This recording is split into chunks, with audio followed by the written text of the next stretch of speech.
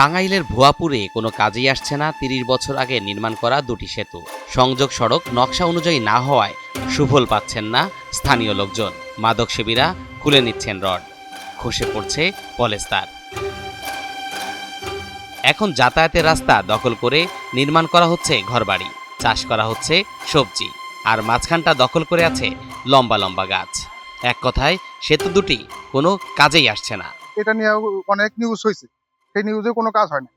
এটা হচ্ছে আমার মাননীয় যারা আরো উপরে কর্মকর্তা যারা আছে তাদের কাছে আমাদের একটাই দাবি, এই রাস্তা অতি দ্রুত কাজটা শুরু করার জন্য।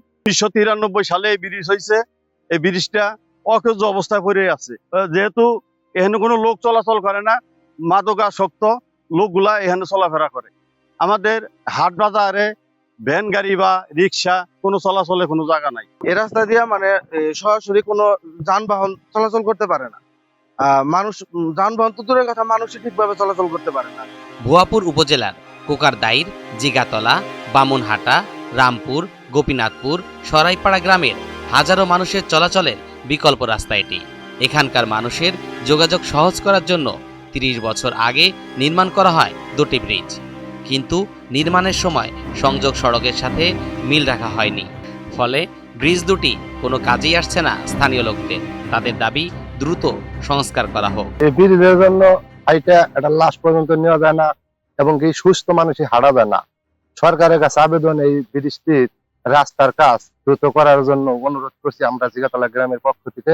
সবর মতো বাই উঠতে হয়, তো মোটামুটি গেছে 40-45 বছর বয়স্ক লোক ধান খেতের মধ্যে হাইটা যাওয়া লাগে। এই ব্রিজের উপর দিয়ে রাস্তা দিয়ে হাইটা যাওয়ার মতো কোনো ব্যবস্থা নেই। আজ পর্যন্ত এত চেয়ারম্যান মেম্বার গেল এই ব্রিজে, এই রাস্তায় এক পয়সা মাটি পর্যন্ত পরে নেই গে। এই জন্য আমাদের জিগাতলা গ্রামবাসী খুব দুঃখিত। জিগাতলার পক্ষে থেকে সরকারি কর্মকর্তাদের কাছে আমাদের বিশেষ অনুরোধ, অতি দ্রুত বেগে জানি আমাদের এই ব্রিজগুলো মেরামত করা হয়, এই রাস্তাগুলো। এদিকে উপজেলা নির্বাহী অফিসার বলছেন, সংশ্লিষ্ট দপ্তরের সাথে কথা বলে প্রয়োজনীয় উদ্যোগ গ্রহণ করা হবে।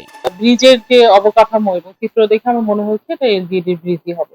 এই ধরনের ব্রিজগুলো আসলে সাধারণত এলজিডি তারাই নির্মাণ করে থাকে।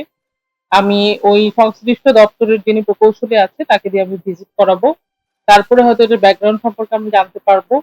এবং একই সাথে এটা চলাচলের জন্য আপাতত আমি চেয়ারম্যানের মাধ্যমে আমাদের যে কর্মসূচিগুলো আছে, আমাদের টিআর কাবিটা এই কাজগুলো চলমান, ওখান থেকে আমরা যে কোনো একটা কর্মসূচি দিয়ে আপাতত ওখানে একটা রাস্তা আমরা করে দিব। মানুষের চলাচল সহজ করতেই তৈরি হয় ব্রিজ, অথচ সেই ব্রিজ এখন এলাকাবাসীর ভোগান্তির কারণ হয়ে দাঁড়িয়েছে। তাই সবার দাবি দ্রুত সংস্কার করে দুর্ভোগ লাঘব করা হোক।